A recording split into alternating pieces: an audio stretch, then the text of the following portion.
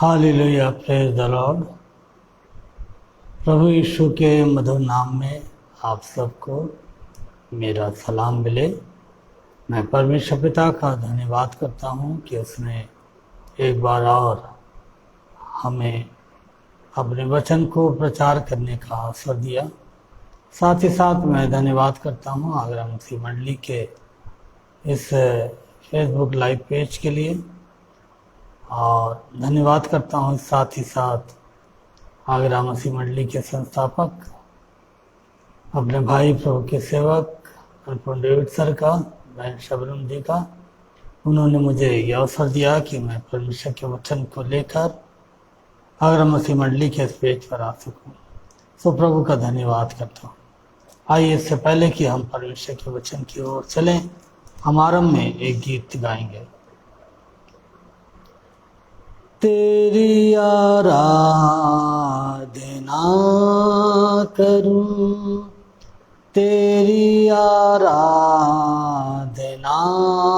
करूं, पाप क्षमा कर जीवन दे दे, दया की याचना करूं, तेरी आराधना करूं। तू ही महान सर्वशक्तिमान,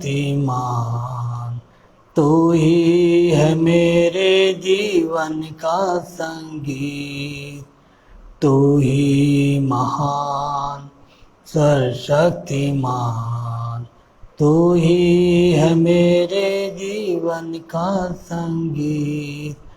हृदय के तार छेड़े झनकार, हृदय के तार छेड़े झंकार, तेरी आराधना है मधुर गीत।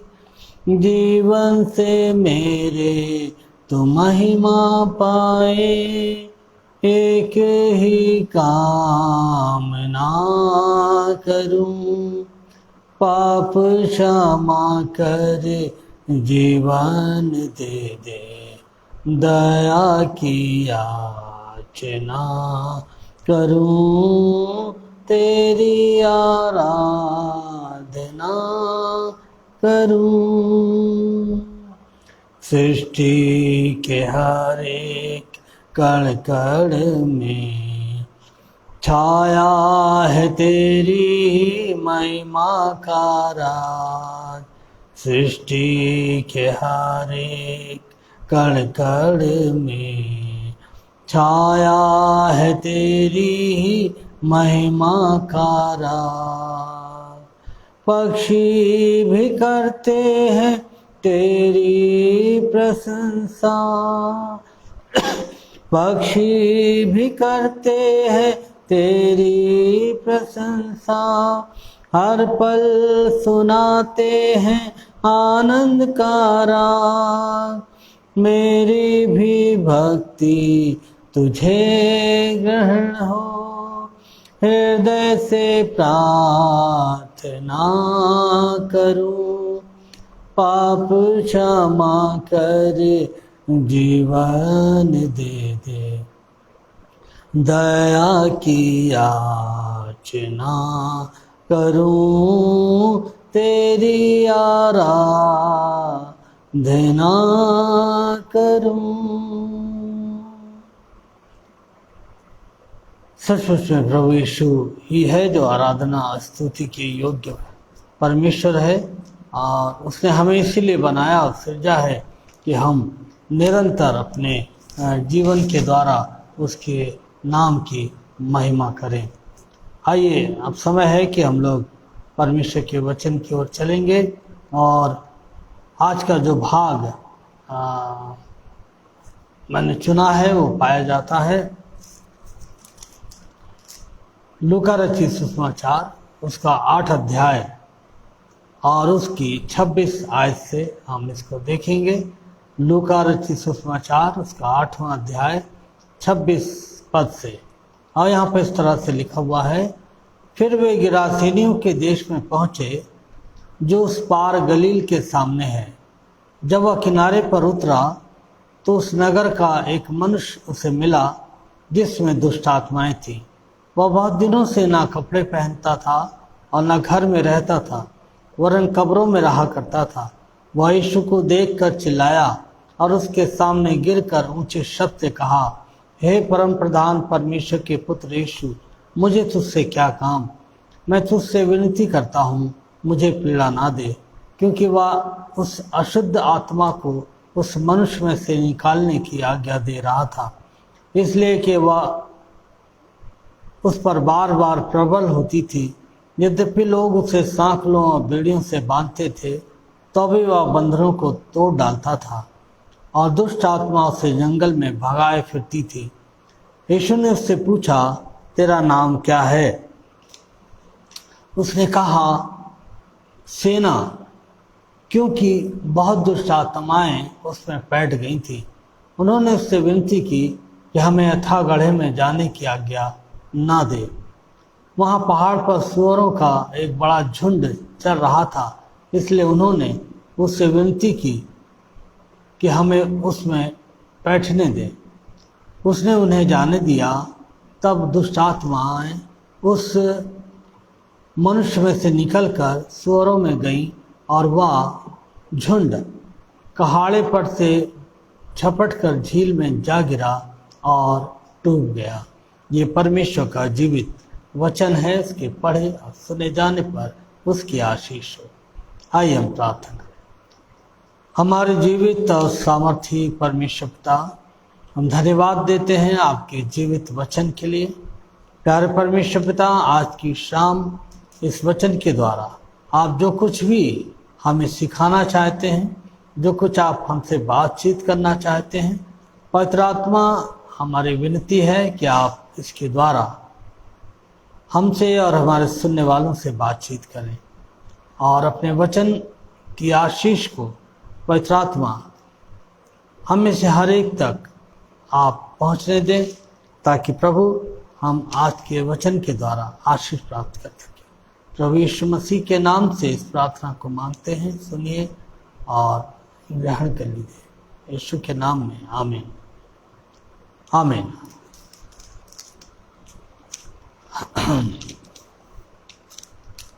प्रभु यीशु का एक बार फिर से धन्यवाद करता हूँ कि परमेश्वर ने मुझे ये सुंदर अवसर दिया कि मैं परमेश्वर के वचन को लेकर आपके बीच में आ सका। यहाँ पर हम एक ऐसे व्यक्ति के बारे में पढ़ते हैं जो दुष्ट आत्मा से ग्रसित है और उसके परिवार के जो लोग हैं उससे काफ़ी परेशान हैं और वे उसे, क्योंकि वो व्यक्ति बार बार अपने आप को पत्थरों से घायल करता है, मारता है और आने जाने वाले लोगों के लिए भी वो खतरे का कारण है। तो उसके जो परिवार के लोग हैं वो उसे जंजीरों में बांधकर एक कब्रगाह में उन्होंने उसको छोड़ दिया है, जहाँ पर वो रहता है। और एक दिन प्रभु यीशु मसीह का आना उस नगर में होता है और यीशु की मुलाकात जो है उस दुष्ट आत्मा से ग्रसित जवान से होती है। आज हम इस दुष्ट आत्मा से ग्रसित व्यक्ति के जीवन में से कुछ बातों को देखेंगे और हम देखेंगे कि वो हमारे जीवन में कहाँ पर लागू होती हैं। तो सबसे पहली जो बात है, हम देखते हैं कि प्रभु यीशु जब इस व्यक्ति से मिलते हैं तो प्रभु यीशु मसीह इस व्यक्ति का नाम पूछते हैं कि तेरा नाम क्या है। तो इस व्यक्ति का जवाब होता है कि हम बहुत हैं, यानी कि एक बड़ी भीड़, एक बड़ी सेना के रूप में जो दुष्ट आत्मा थी इस व्यक्ति के जीवन में पैठ करे हुए थी। लेकिन इस व्यक्ति के बारे में हम देखते हैं कि ये व्यक्ति यीशु मसीह को पहचानता था। इसके अंदर जो भीड़ थी दुष्ट आत्मा के रूप में, वो यीशु को पहचानती थी। आज इस संसार में एक बहुत बड़ी भीड़ है जो यीशु मसीह के पीछे उसके अनुयायियों के नाम से उसके पीछे चल रही है। और ये जो भीड़ है ये यीशु को जानती है और पहचानती है। जब हम बाइबल में यीशु मसीह के उस विजयी प्रवेश को देखते हैं, जहाँ पर यीशु मसीह यरूशलेम में लादू के बच्चे पर बैठकर विजयी प्रवेश कर रहे थे, तो उस समय भी एक बहुत बड़ी भीड़ खुदावंद यीशु मसीह के पीछे पीछे चल रही थी। और वो भीड़ जो थी वो निरंतर यीशु मसीह की आराधना कर रही थी और वो कह रही थी हालेलुया हालेलुया हालेलुया। लेकिन जब हम इस वृत्तांत को आगे पढ़ते हैं, जब यीशु मसीह को पिलातुस के सामने उपस्थित किया गया, महायाजकों के सामने प्रस्तुत किया गया, तो यही भीड़ थी जो बार बार इस बात को कह रही थी कि इसे क्रूस पर चढ़ाओ, इसे क्रूस पर चढ़ाओ। हम यहाँ पर इस व्यक्ति के अंदर जो भीड़ है ये यीशु मसीह को पहचानती है और ये जो भीड़ है यीशु मसीह के पीछे जो यरूशलेम में विजय प्रवेश के समय है, ये भी यीशु को जानती है। लेकिन जैसा मैंने अभी बताया कि ये भीड़ महायाजकों के सामने और पिलातुस के सामने जब जाती है और जब उनसे पूछा जाता है कि मैं इस व्यक्ति का क्या करूं, इस यीशु नाम के व्यक्ति का क्या करूं, तो ये भीड़ कहती है इसे क्रूस पर चढ़ा दो। इनका जो जीवन था इस भीड़ में पाए जाने वाले लोगों का, वो पूरी तरह से पाखंड से भरा हुआ था। ये दिखा तो रही थी कि हम यीशु मसीह के फॉलोअर हैं, हम यीशु मसीह के पीछे चलने वाले हैं, और ये लगातार हालेलुया हालेलुया के नारे लगा रही थी। लेकिन इनका जो वास्तविक संबंध यीशु मसीह से होना चाहिए वो नहीं था। और आज भी ऐसी भीड़ हमें बहुत सारे अवसरों पर देखने को मिल जाती है, खासकर मसीह त्यौहारों पर, जो प्रभु यीशु के नारे लगाती है। लेकिन उनका जो वास्तविक व्यक्तिगत संबंध यीशु से होना चाहिए वो बहुत बार नहीं होता है। आज बाइबल हमसे ये प्रश्न कर रही है कि क्या हम भी उस भीड़ में हैं और क्या हम केवल यीशु मसीह की प्रशंसा कर रहे हैं, हालेलुया कर रहे हैं, स्तुति के गीत गा रहे हैं, उसकी आराधना कर रहे हैं।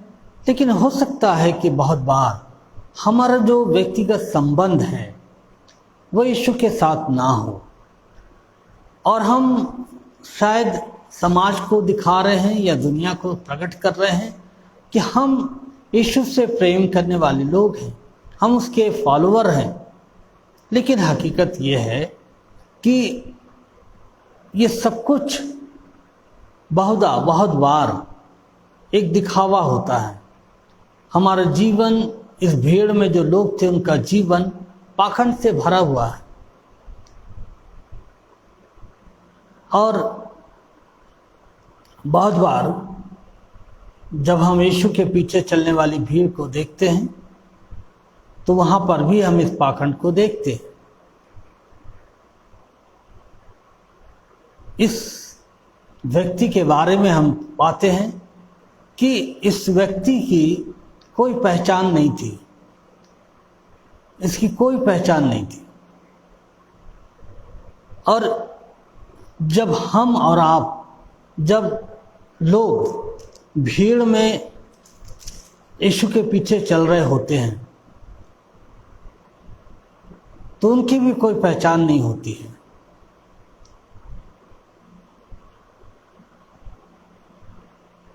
यीशु मसीह चाहते हैं कि मनुष्य जो है, उसके जो अनुयायी हैं, वो इस भीड़ में से निकलकर बाहर आए। जैसा भीड़ कर रही है, जिस दिशा को भीड़ जा रही है, हम अपने आप को वहां से मोड़ लें, क्योंकि इस व्यक्ति की कोई पहचान नहीं थी। बस ये भीड़ में एक ऐसे व्यक्ति के समान था जो खोया हुआ था, दुष्ट आत्मा से ग्रसित था और ये पूरी तरह से खोया हुआ था। अपने घर से बाहर था, घर से दूर था, परिवार से दूर था। यीशु मसीह चाहते हैं कि हम भीड़ से बाहर आएं, क्योंकि यीशु का जब वो कहता है कि हम भीड़ से अलग हो जाएं, अपने आप को भीड़ से अलग कर दें, तो उसका एक तात्पर्य है। इसको हम इस तरह से समझेंगे। वो जो लहू बहने वाली स्त्री थी, जो कई वर्षों से अपनी बीमारी से पीड़ित थी, लहू बहने की, इस स्त्री ने क्या काम किया? वहां पर भी भीड़ है और बहुत बड़ी भीड़ यीशु के पीछे चल रही है, लेकिन ये स्त्री जो है, भीड़ में से प्रभु यीशु मसीह के पास आई। उसने यीशु मसीह पर विश्वास किया और इसने अपने आप को भीड़ से अलग किया। और यीशु ने जान लिया कि मुझ में से सामर्थ्य निकली है और किसी ने मुझे छुआ है। यीशु चाहता है कि हम भीड़ में से अलग होकर विश्वास के साथ, यीशु के साथ अपने संबंध को नया करें, क्योंकि जब तक हम भीड़ से अलग नहीं होंगे और विश्वास के साथ अपने आप को यीशु के हाथों में नहीं सौंपेंगे, तब तक हमारा जो व्यक्तिगत संबंध है वो यीशु से नहीं हो पाएगा।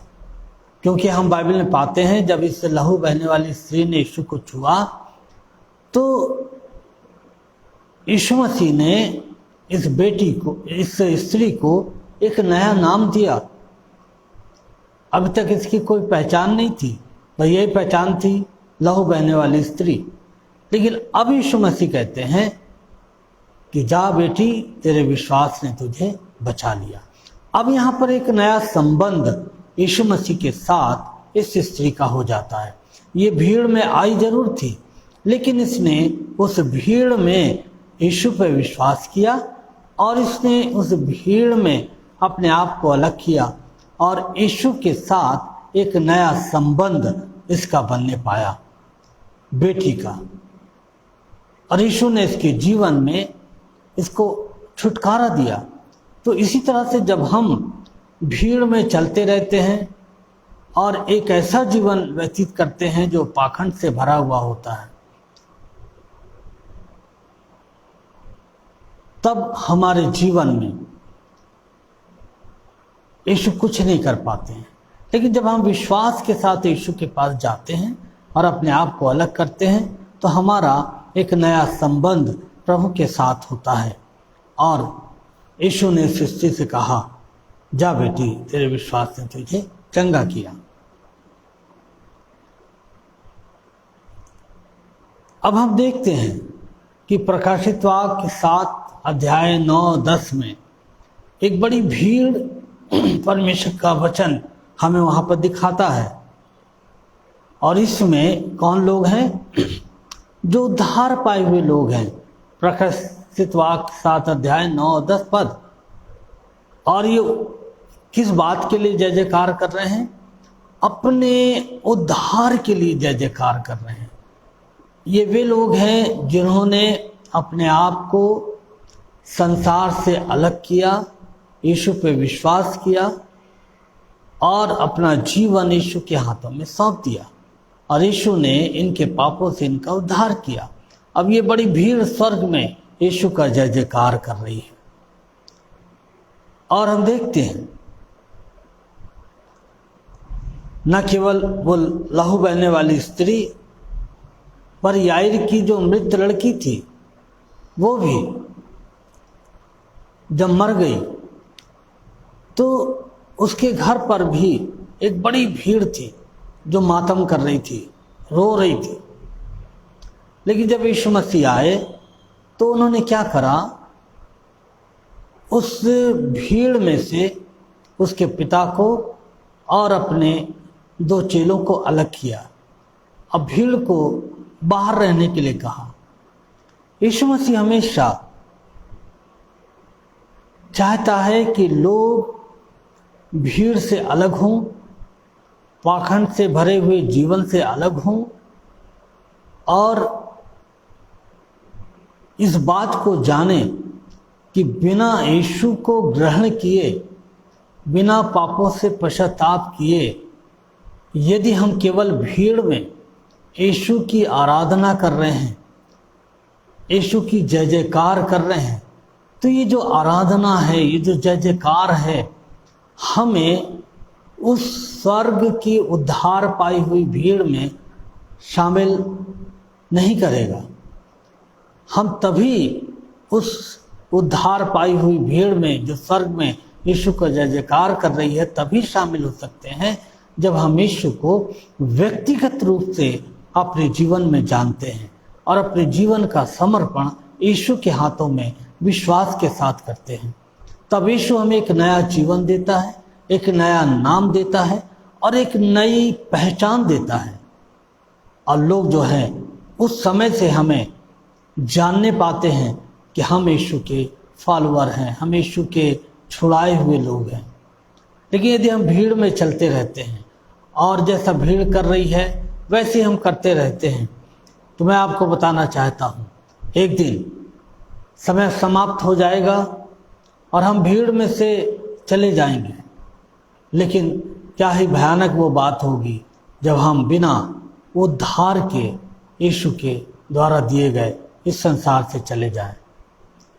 इसलिए यीशु चाहते हैं कि हम एक पाखंड से भरे हुए जीवन को छोड़कर व्यक्तिगत रूप से यीशु को ग्रहण करें और पश्चाताप करें और यीशु के ऊपर विश्वास करके उसकी संतान बन जाएं, क्योंकि वो आज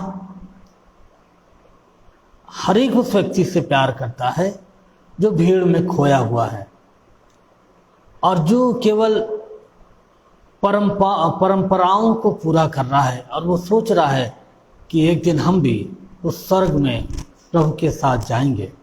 लेकिन नहीं, हम स्वर्ग में तभी जाते हैं जब हमारा व्यक्तिगत संबंध यीशु के साथ होता है, जब हम अपने पापों से तौबा करते हैं, यीशु पर विश्वास लाते हैं और अपने जीवन का और यीशु को अपना प्रभु मानते हैं और अपने जीवन का समर्पण यीशु के हाथों में करते हैं। यदि हम भीड़ में ही चलते रहे तो हम केवल भीड़ का ही हिस्सा बनकर रह जाएंगे। और हम देखते हैं कि इस दुष्ट आत्मा व्यक्ति की कोई पहचान नहीं थी। लोग उसे जानते थे। बाइबल बताती है कि वो दुष्ट आत्मा से जकड़ा हुआ एक व्यक्ति था। भीड़ में एक ऐसा हिस्सा था जो यीशु के केवल नाम को जानता था, और न केवल ये यीशु के नाम को जानता था लेकिन यीशु के लिए इसके अंदर झूठा आदर भी था। आज संसार में बहुत सारे लोग हैं जो यीशु के ही लोग हैं, और ये लोग यीशु के नाम को जानते हैं और यीशु के लिए इनके मन में बहुत सारा आदर है, बहुत सारी इज्जत है इनके मन में, और ये निरंतर यीशु को आदर देते हैं और उसके नाम को जानते हैं। लेकिन इनका जो संबंध है व्यक्तिगत, वो शायद आज तक यीशु के साथ नहीं हुआ है।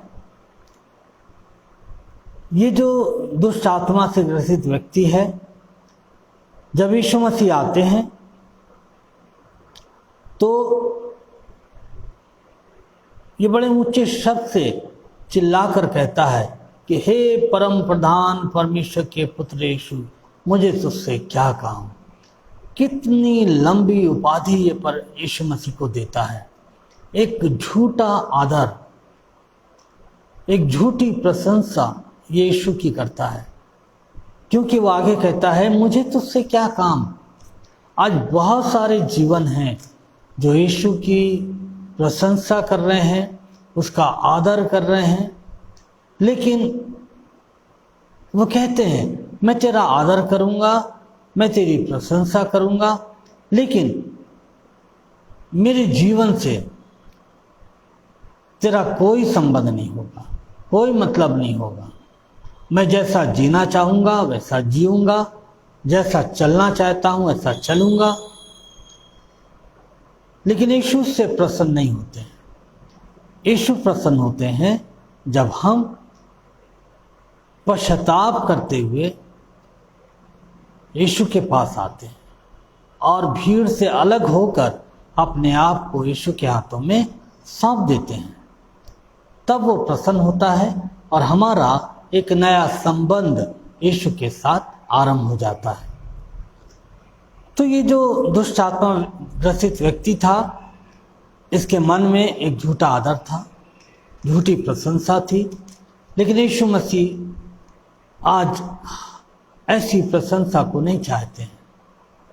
ये प्रकट में तो बहुत प्रेम दिखा रहा था, लेकिन इसका कोई संबंध नहीं था यीशु से। आज बहुत सारे जीवन हैं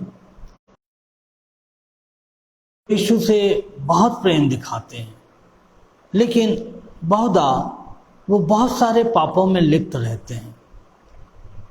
ऐसे गुप्त पापों में लिप्त रहते हैं जिन्हें इंसान नहीं देख पाता है, लेकिन प्रभु यीशु देखता है। तो प्रभु चाहते हैं कि हम प्रभु को ना केवल झूठा आदर प्रकट करें, ना झूठा प्रेम दिखाएं,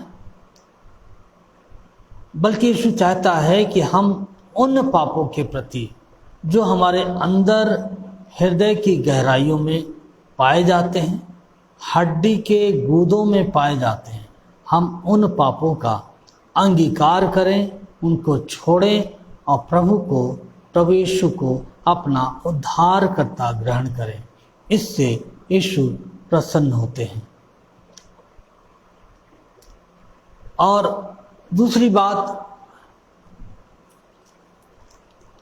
आज एक बहुत बड़ा जनसमूह है जो यीशु को घेर कर खड़ा हुआ है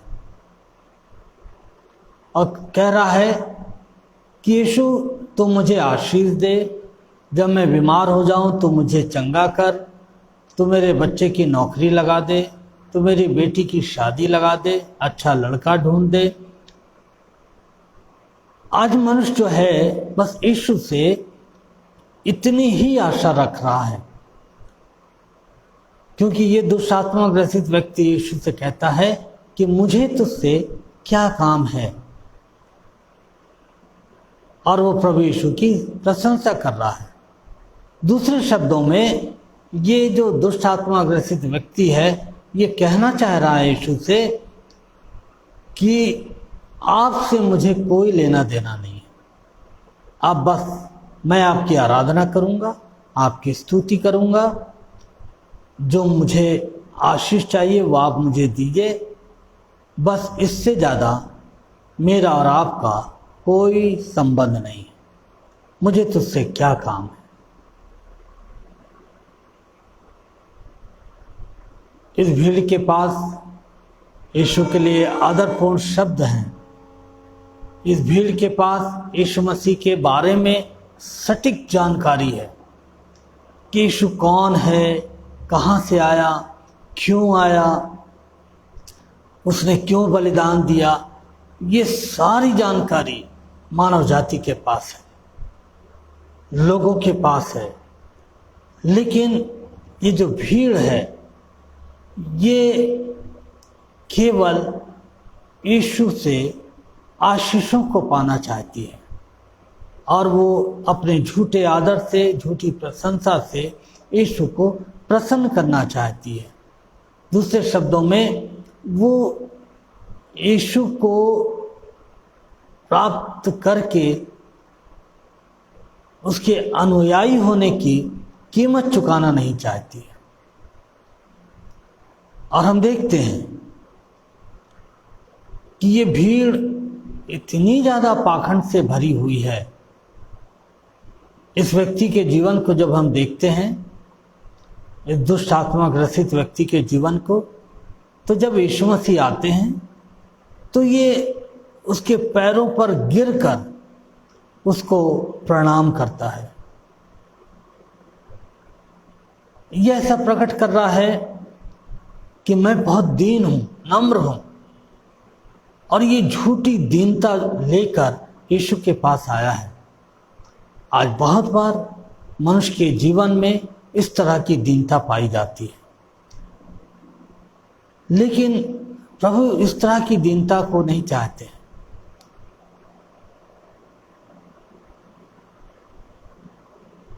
लूका 4:41 में जब हम पढ़ते हैं, मैं आपके लिए पढ़ना चाहता हूँ लूका 4:41, और यहाँ पर इस तरह से लिखा हुआ है 4:41 में,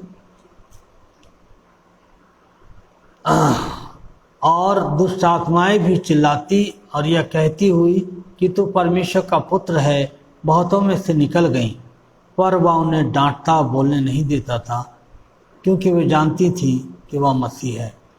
यहाँ पर भी जब यीशु मसीह ने इनके झूठे आदर को देखता था, झूठी प्रशंसा को देखता है, जब वो हमारे जीवन में, आपके जीवन में, और साथ ही साथ वो पाप में लिप्त पाता है हमें, तो वो हमें भी डांटता है, अपने लोगों को भी डांटता है कि हम समय रहते हुए अपने संबंध को प्रभु के साथ सही कर लें और भीड़ में से अलग होकर प्रभु के साथ एक नया संबंध बनाएं। और ये जो व्यक्ति था, ये अपने पाप से अपने आप छूटने में असमर्थ था। आज यदि मनुष्य इस भीड़ का हिस्सा बना हुआ है और वो इस भीड़ से अलग होना चाहता है, लेकिन वो अलग नहीं हो पा रहा है, वो इससे छूट नहीं पा रहा है, तो मैं आपको बताना चाहता हूँ कि यीशु मसीह में वो सामर्थ है जो एक पाप में फंसे हुए व्यक्ति को, एक पाप की सामर्थ से लिपटे हुए व्यक्ति को उससे छुड़ाने की सामर्थ रखता है। और वो आज हर एक उस व्यक्ति को जो केवल अपने जीवन में यीशु के नाम को जानता है, यीशु की प्रशंसा करता है, यीशु का आदर करता है, लेकिन वो अपने पाप से नहीं छूट पा रहा है। मैं आपको एक कहानी बताना चाहता हूँ और इसके द्वारा मैं आपको बताना चाहता हूँ कि मनुष्य पाप से नहीं छूट पाता है। दो मित्र थे और वो दोनों मित्र एक नदी के किनारे बैठे हुए थे, और तभी एक मित्र ने ऊपर से देखा कि एक बहुत सुंदर काला कंबल उस नदी के पानी में बहता हुआ जा रहा है।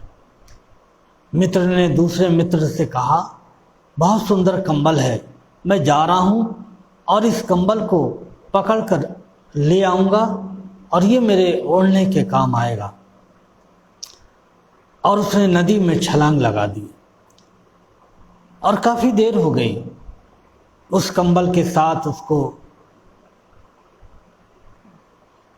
बने हुए रहते हुए। मित्र ने कहा, क्या बात है, तुम क्यों नहीं आ रहे हो जल्दी से? मित्र ने कहा, अरे मित्र जो ऊपर था, मित्र बैठा हुआ था, उसने कहा, अरे इस कंबल को छोड़ दो और जल्दी से मेरे पास आ जाओ, नहीं तो तुम डूब जाओगे, मर जाओगे। मित्र ने कहा, मित्र मैं तो इसे छोड़ना चाहता हूँ, लेकिन ये मुझे नहीं छोड़ रहा है, क्योंकि वो एक काला भालू था जिसने उस मित्र को अपने पंजों से जकड़ रखा था और वो बहुत प्रयास कर रहा था, वो मित्र जो कंबल लेने गया था, कि मैं इससे छूट जाऊं, लेकिन वो छूट नहीं पा रहा था। क्या आज हम भी किसी ऐसे पाप में लिप्त हैं जो हमें दूर से बहुत सुहावना लगा, दूर से बहुत अच्छा लगा और हम उसके निकट गए तो वो कुछ और ही था और उसने हमारे जीवन को, हमारी आत्मा को जकड़ लिया। अब हम छूटना चाह रहे हैं लेकिन छूट नहीं पा रहे हैं। कौन है जो मुझे छुड़ाएगा? आज की शाम मैं आपको बताना चाहता हूँ, एक है जिसे आप जानते हैं, जिसकी आप प्रशंसा करते हैं, जिसका नाम आप जानते हैं, वो यीशु है जो आपको छुड़ाने की सामर्थ रखता है। आप उसको पुकारिए सच्चे दिल से, प्रभु मैं आज इस पाप से छूटना चाहता हूँ, मैंने बहुत कोशिश की है छूटने की, नहीं छूट पा रहा हूँ, लेकिन प्रभु आज मैं आपको पुकारता हूँ, आपसे सहायता मांगता हूँ, आप मुझे इस पाप से छुड़ा लें। प्रभु यीशु आपको इस पाप से छुड़ा लेगा, इस पाप के जीवन से आज़ाद करेगा और आपको एक नया जीवन प्रदान करेगा, एक नया संबंध आपके साथ प्रभु का हो जाएगा। प्रभु को पुकारिए और अपने जीवन का समर्पण प्रभु के हाथों में कर दीजिए। प्रभु आपसे प्रेम करता है और परमेश्वर का धन्यवाद करता हूँ उस मित्र के लिए जो उस भालू के द्वारा जकड़ लिया गया था, लेकिन वो उसके पास अवसर था, वो नाश नहीं हुआ था। उसने अवसर रहते हुए ही, शायद हमारे पास भी समय ना हो, लेकिन आज यदि हम जीवित हैं पृथ्वी पर तो हमारे पास अवसर है। हम प्रभु को पुकारें और प्रभु से कहें, प्रभु मुझे बचा लीजिए, और वो आपको बचाएगा और आपको एक नया जीवन, एक नया नाम देगा, एक नया संबंध आपका प्रभु के साथ बन जाएगा, जैसा उस लहू बहने वाली स्त्री के साथ था कि हे बेटी, जा तेरे विश्वास ने तुझे बचा लिया। प्रभु आपको एक नया नाम देगा, वो आपको अपना बेटा बनाएगा, क्योंकि बाइबल कहती है परमेश्वर ने जगत से ऐसा प्रेम किया कि उसने अपना इकलौता पुत्र दे दिया, ताकि जो कोई इस पर विश्वास करे वो नाश ना हो परंतु अनंत जीवन पाए। प्रभु आपको अनंत जीवन देना चाहते हैं, वो आपसे प्रेम करते हैं और प्रभु चाहते हैं कि हम पाखंड के जीवन को छोड़कर और झूठी प्रशंसा को छोड़कर प्रभु के पास आएं और अपने जीवन को प्रभु के हाथों में दे दें। प्रभु इन वचनों के द्वारा हम सबको, आप सबको बड़ी आशीष दे। आइए हम प्रार्थना करें। हमारे जीवित और सामर्थी परमेश्वर पिता, धन्यवाद देते हैं आपके वचन के लिए। प्रभु पवित्र आत्मा की सामर्थ के द्वारा जो वचन आपने दिया है, इस वचन की रक्षा करिएगा